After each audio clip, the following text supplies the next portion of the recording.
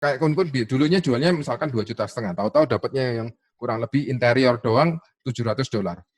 Yes.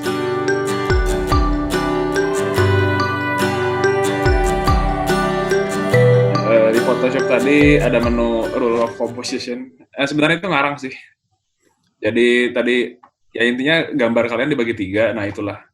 Cuma kalau mau gampang ya kalian tinggal comot aja dari Google banyak. Kok untuk renderan interior one point perspektif enaknya di vokal yang berapa ya?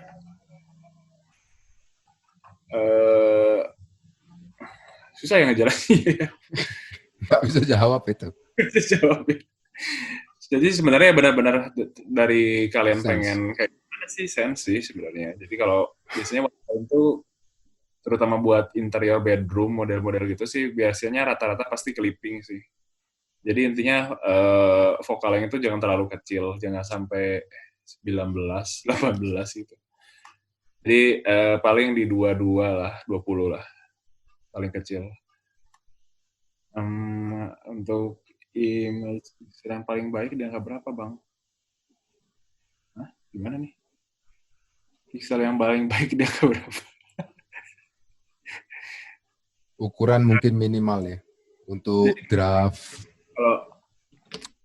Oke, jadi saya coba jawab ya. Jadi untuk image pixel yang baik itu sebenarnya gini. Jadi tergantung kebutuhan. Pertama, misalnya kita pengen konsultasi sama, maksudnya kita ngasih draft awalnya ke klien. Itu kadang-kadang kan kita ngasihnya kecil, jadi misalnya cuma 1000 pixel. Itu seringkali bakal menimbulkan pertanyaan lebih lanjut. Jadi kadang-kadang kan kita pengen, ini masih kecil deh. Kita kasih masih draft awal, kita kasih resolusinya kecil banget deh, 1000 gitu. Nah, mungkin ke kitanya enak, cuman buat kedepannya itu lumayan bikin effort karena klien bakal pas dikasih renderan yang gedenya bakal direvisi tuh karena ada image yang nggak jelas gitu. Jadi biasanya kalau kita preview awal tuh sekarang tuh udah lumayan gede, minimal tuh 2000-an pixel lah gitu. Jadi supaya pas pertama kali lihat langsung kelihatan bagus gitu. Cuman kalau untuk final rendering sih tergantung kebutuhan ya, paling di angka 5000 sampai 6000 lah. Tapi rata-rata sih tergantung kalau klien luar 5.000 sih rata-rata klien luar dari Indonesia juga gitu.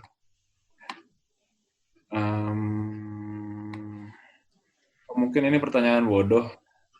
Apakah sebagai artis bisa menggunakan aplikasi apa?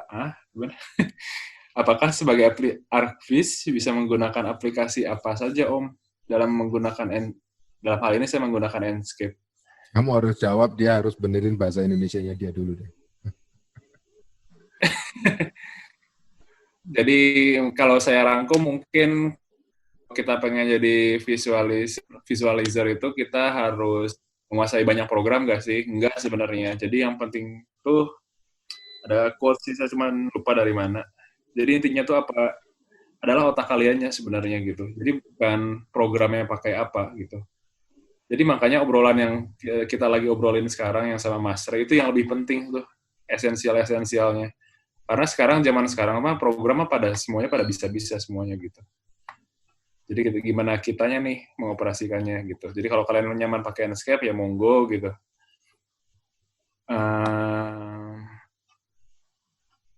Pakai pen juga bisa bro, oke lah. Gak bisa ya, kan gak bisa ngerender ya. Oke, lanjut. Nih, bersyukurlah bagi yang baru semester 2. Kebetulan dapat ilmu yang luar biasa malam ini, hehehe. Apa gimana? Sorry ya. Trik marketing yang baik bagi 3D artis, apakah hanya dengan membuat portofolio atau ada trik lain? Jadi kalau portofolio itu adalah hal yang dasar ya, yang kayak Mas Ray bilang bahwa portofolio itu adalah kartu nama kita gitu. Jadi pertama kali yang dilihat orang tuh adalah portofolionya. Cuman kalau misalnya kalian nggak melakukan apapun, nggak nge-share ke khalayak, nggak nge-share ke target market kalian, nggak akan mempan gitu. Jadi kalau misalnya cuma bikin porto pun sebenarnya nggak cukup. Kalian harus nge-share gitu ke target market kalian. Misalnya kalian emang targetnya arsitek, ya silahkan nge-share karya kalian ke arsitek-arsitek yang hebat gitu. Ke IG boleh, ke forum boleh gitu, sebanyak mungkin lah. Oke, lanjut. Corona Render hanya bisa di 3D Max. Ya, saat ini hanya bisa di 3D Max aja, SketchUp belum bisa.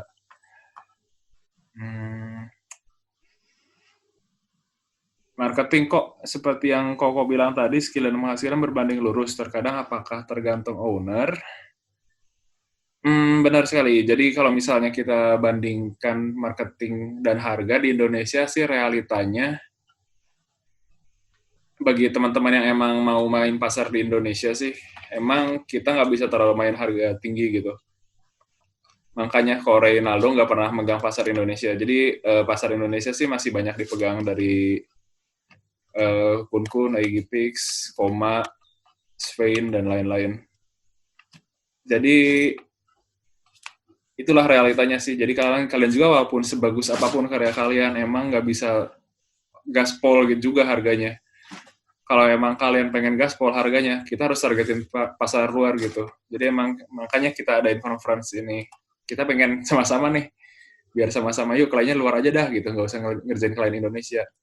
Jadi kalau misalnya 3D artist yang di Indonesia udah pada pinter, otomatis nggak ada yang mau nih di harga yang bawah. Nah, pada saat itu kita harganya bakal naik. Gitu sih kasarnya. Apakah klien lihat luar negeri selalu minta revisi berkali-kali, seperti klien Indo? Pasti sih kalau kalian nggak ngebatasin revisinya di awal, bakal ada revisi terus. Jadi mungkin penting ya untuk mengedukasi klien kalian. Oke, kita revisinya cuma 3 kali loh. Jadi tolong ya kita sama-sama konsisten untuk mengerjakan revisi ini. Jadi obrolan pertama tuh lumayan penting ya, walaupun rata-rata bakal lebih juga sih kadang-kadang gitu. Cuman minimal diminimalisir lah. Ini cukup menarik nih. Menurut pendapat Om, di marketplace seperti Fiverr, kenapa dengan rata-rata renderan cukup bagus, mereka hanya tembus $200 per image, bahkan ada yang $50 gitu.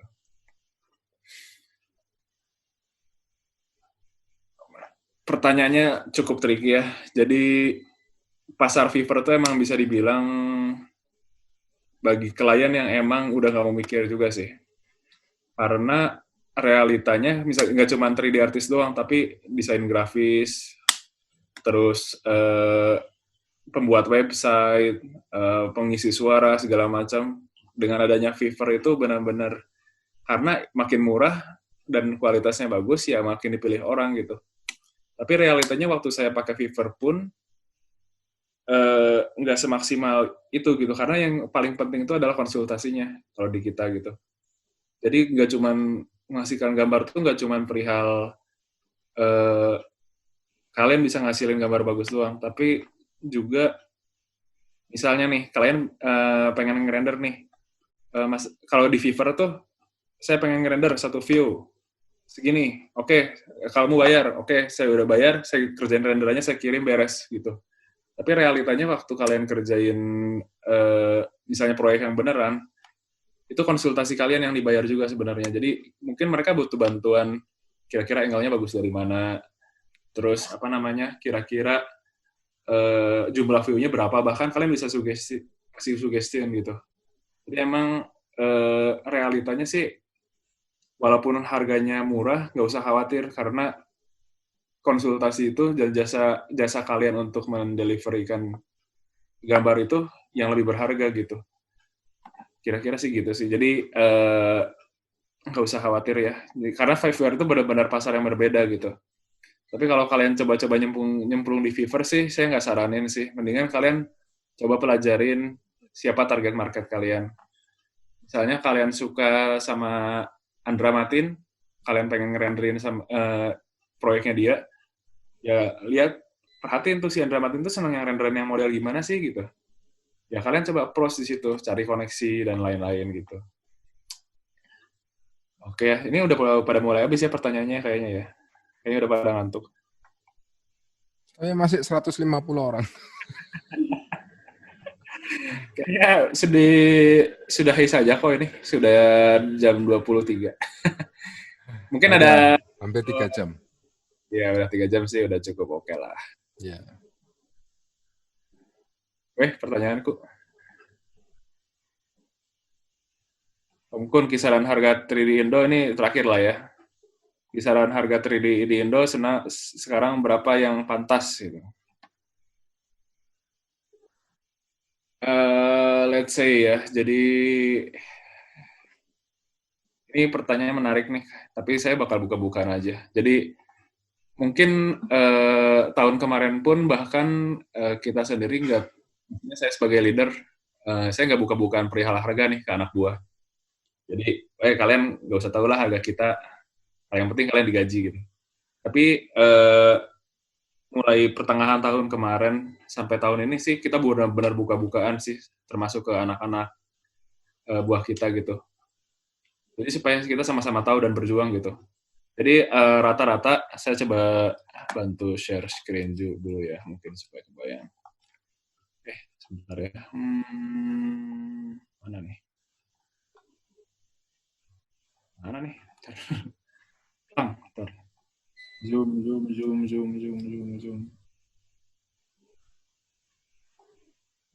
Bentar ya, saya coba share screen website. Oke, jadi ini sedikit aja sih. Jadi ini salah satu klien kita yaitu Podomoro Park. Ini nih kita yang renderin semua. Ini udah tahun lalu lebih lah gitu. Jadi emang klien Indonesia senangnya model-model gini. Jadi ini yang megang Podomoro ini nggak cuma kita sebenarnya. Jadi 3D artisnya itu yang biasanya langganan Podomoro itu ada kita, ada Lifang dari Cina juga, ada yang terakhir Dasadani juga ngebantuin juga gitu. Jadi tapi emang harganya itu nggak bisa main-main tinggi-tinggi juga gitu. Kalau kalian bener pengen, mungkin untuk satu master plan ini bisa di harga 5 sampai 6 juta. 6 juta sampai 7 juta lah. Kalau misalnya ini udah tahun kemarin sampai 2 tahun yang lalu deh kalau nggak salah ini. Untuk suasana sendiri sih di 3,5-an sih zaman dulu itu gitu. Jadi kalau kata Mas Ray yang tadi kemurahan, mungkin bisa dibilang pasar Indo ini emang mentoknya segitu kali ya harganya. Soalnya kalau misalnya kita kasih harga yang lebih, kasarnya kita kasih harga 6 juta nih buat satu suasana rumah nih, pasti cari yang lain, dan yang lain pasti pada mau juga gitu. Itu sih kondisinya. Jadi kita kalau emang mau naikin harga nih harus kompak nih, naikin harganya barengan gitu. Jadi supaya developer dan orang-orang juga tahu nih, kalau emang harganya standarnya emang harus mahal gitu. Ini zaman dulu sih, jadi emang gitu sih rata-ratanya sih. Tapi apa sih di angka 3 juta untuk satu klien juga, itu udah hebat sih sebenarnya gitu. Apalagi kliennya arsitek ya. Jadi kalau kliennya arsitek, rata-rata mungkin teman saya Dennis mungkin bisa bantu jawab. Soalnya saya nggak megang arsitek sekarang, soalnya pada nggak punya duit. Gitu sih rata-rata. Jadi makanya biasanya paling mentok kalau emang megang klien di Indo sih developer sih biasanya gitu. Sama emang ada sih beberapa arsitek, mungkin saya bakal share sedikit mungkin ya.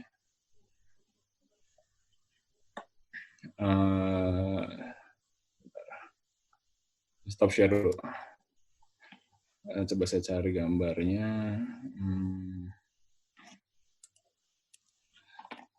Jadi emang untuk arsitektur sendiri, kebetulan ketemu nih satu klien yang emang dia benar-benar berani bayar mahal nih. Tapi emang bukan arsiteknya yang bayar, tapi developernya gitu. Jadi emang kalau misalnya kalian target marketnya itu pengen nge-renderin bangunan arsitek, pasti ini yang bayarnya bukan arsiteknya, tapi developernya gitu. Jadi kalau misalnya kita, apa namanya, mana lagi proyeknya hilang lagi. Sebentar ya. Arin. Hilang lagi. Mana sih? Ini proyekku kan? Iya hilang. Nah, hilang deh proyeknya. Jadi mungkin saya coba ceritain aja ya. Jadi intinya sih apa namanya? Kalau kita sendiri sih sampai kemarin kita untuk proyek interior aja kita udah bisa nembus harga di $700 lah USD gitu. Kliennya sih arsiteknya arsitek Indo, tapi developernya developer luar gitu. Karena rata-rata developer Indonesia itu misalnya kayak Wika, Waskita, dan lain-lain tuh udah pada tahu harga gitu. Dan emang kita nggak bisa, ya udah kalau kalian mau main di Stack di harga 3,5 juta per view, oke, itu harga orang Indonesia gitu. Jadi makanya nih, saya juga pengen nitip ke teman-teman semua sih, supaya emang kita sama-sama naikin kualitas nih. Jadi kita makin pede nih, harus buat harga mahal. Jadi kalau misalnya emang udah sampai ke tahap kita punya klien developer, ayolah kita sama-sama mahalin gitu harganya gitu. Mereka bukannya nggak punya duit gitu, tapi mereka itu nggak mau ngeluarin duitnya sebenarnya. Padahal itu ujung tombaknya marketing mereka tuh ada di renderan. Tapi emang gitu sih masalahnya Indonesia ya. Oke, jadi kayak kemarin tuh saya ada negosiasi sama salah satu property developer gitu. Sistem kerja mereka tuh gitu, mereka saling ngebandingin tiap konsultan 3D artis gitu. Mereka bilangnya sih kalau misalnya, Mas Kun nggak kepilih karena kualitas dan harga dan lain-lain, sih banyak faktor gitu. Tapi saya yakin sebenarnya yang paling utamanya itu adalah harga gitu. Jadi dari awal tuh mereka milih tuh bukan karena emang hasil lu, tapi emang harga lu gitu. Emang itu realita yang bisa emang orang Indonesia. Emang kayak gitu sih karakternya sih gitu, makanya gitu. Mungkin sedikit menggambarkan ya kondisinya gitu. Jadi tapi kalau 1 juta janganlah gitu, terlalu murah. Kayak mungkin satu lagi aja kali ya. Om Ray dan Om Kun kalau bisa sering-sering bahas ngebangun teamwork. Kendala kebanyakan bagus, kalau kerjaan individu kurang banget kalau untuk kerja tim. Jadi kalau kerjaan individu keren, tapi kalau udah tim susah ya. Itu emang kendalanya sih. Jadi makanya harus ada SOP. Mulai dari modelingnya harus benar, harus ada aturannya, masuk ke shading, material yang benar gitu. Kalau lighting dan post-pro emang susah banget. Bahkan tim kita sendiri yang udah sekarang 3 tahunan juga, tetap aja finalitas tuh harus kadang-kadang sama saya sama yang udah master gitu. Jadi, tapi minimal untuk part modeling, texturing, dan basic lighting itu udah bisa distandarin. Nah, jadi mungkin kita harus bikin satu pilot project atau templates gitu ya untuk bikinnya gitu. Untuk supaya standarnya sama gitu.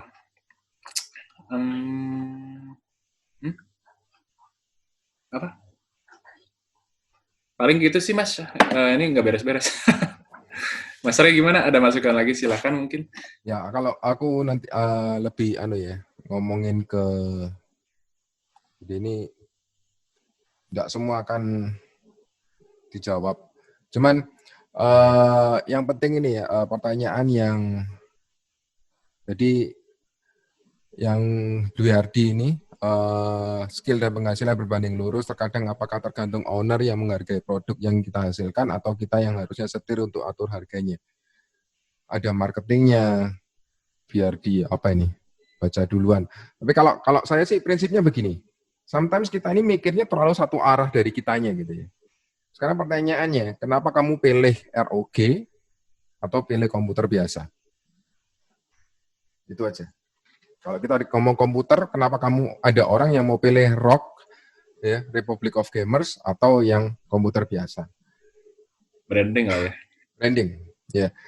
Jadi sama kenapa kok kamu mau beli sepeda motor Honda dibandingkan Yamaha, atau kenapa kamu beli Yamaha daripada sepeda motor Honda?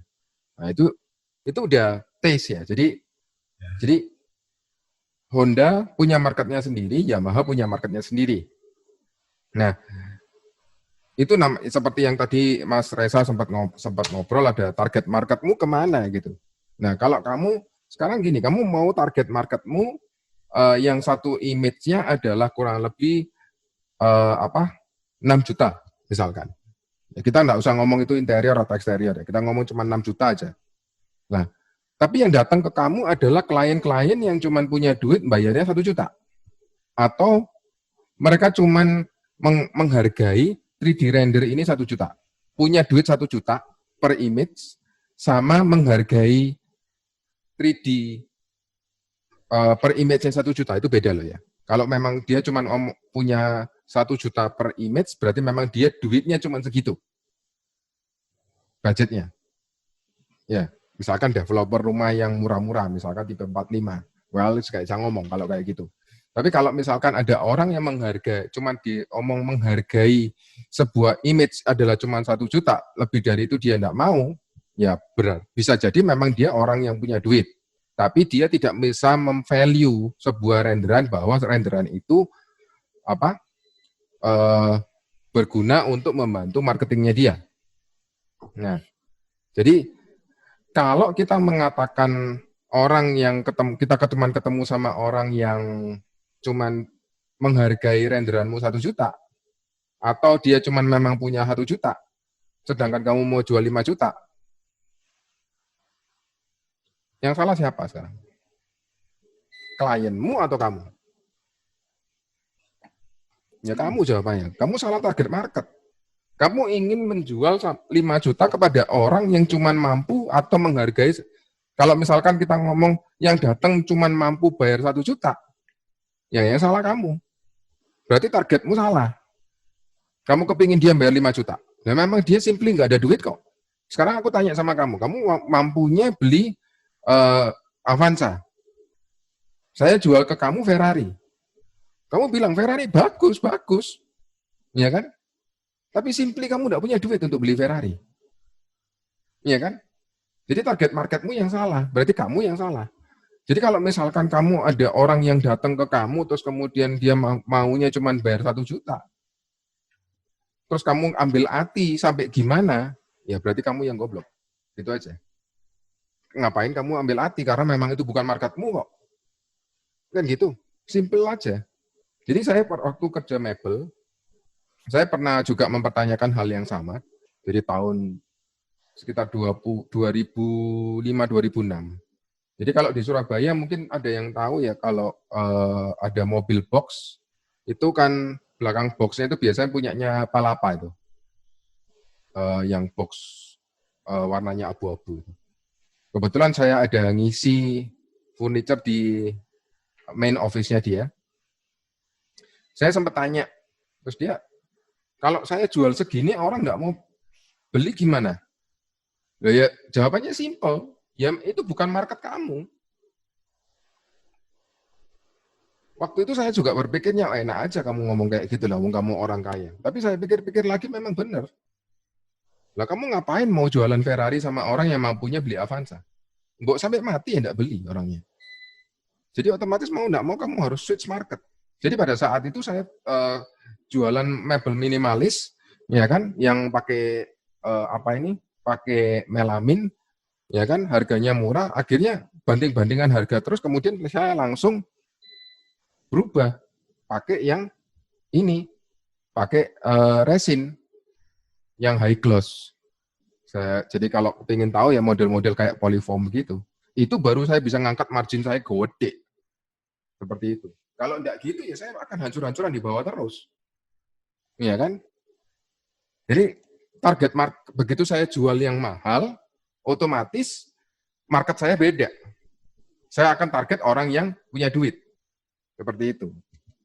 Nah, kalau saya lihat anak-anak 3D artis di Indonesia ini, dia selalu ngomongnya harga, dan harga, gimana cara naikin harga, tapi tidak pernah sekalipun mengatakan target marketnya gimana. Inilah yang kenapa hanya segelintir perusahaan yang sukses. Contoh kayak Resa. Dia tahu target marketnya, 2G. Tahu target marketnya seperti apa. Gitu loh. Ya kan? Jadi, kita mesti ngerti dulu. Makanya kenapa saya adakan online review, supaya kita terkonek dulu. Kualitas ada. Nah, kalau kita mau mengatakan menstandarkan harga, sebetulnya saya bisa jawab sekarang standar harga it's bullshit. Nggak mungkin. Ya, kalau ditanya average sebetulnya sih ya rata-rata kan. Tapi namanya rata-rata kan ada harga dari range kan, ya kurang lebih. Ya, cuman yang dimaksud sama Mas Reza sama saya adalah supaya kita ini standar harganya jangan terlalu bawah nih. Ya, sampai ada artis jual 500 ini jangan. Kalau kita mengatakan mau bikin standarisasi harga paling murah berapa, itu pertama saya ngomong bullshit, tapi kalau itu kalau itu bisa terjadi, kalau tidak salah kalau di Aussie itu ilegal, itu namanya koalisi, itu tidak boleh. Nah, tapi anyway, kalau kita mau standarkan harga misalkan di Indonesia, interior kita mau patok minimal 1,5 juta. Bisa enggak? Kalau kamu ketemu sama, kalau kamu sekarang lagi lapar, kamu butuh duit, kamu mau enggak mau jual 500, kamu jual loh. Betul enggak? Mau nyamain harga hanya karena saya kepingin nyamain harga, saya mati, kamu hidup. Oh, enggak bisa. Ya kan? Itu survivalnya manusia. Makanya kenapa saya lebih memilih naikin kualitas dan edukasi seperti ini. Karena apa? Sebetulnya yang paling penting adalah kalau kita bicara menjual harga berapa, itu kita bicara guts. Ya. Ya, jadi kita bicara benar-benar tentang guts, keberanian kamu. Ya. Nah, di sini adrenalin, dopamin itu jalan.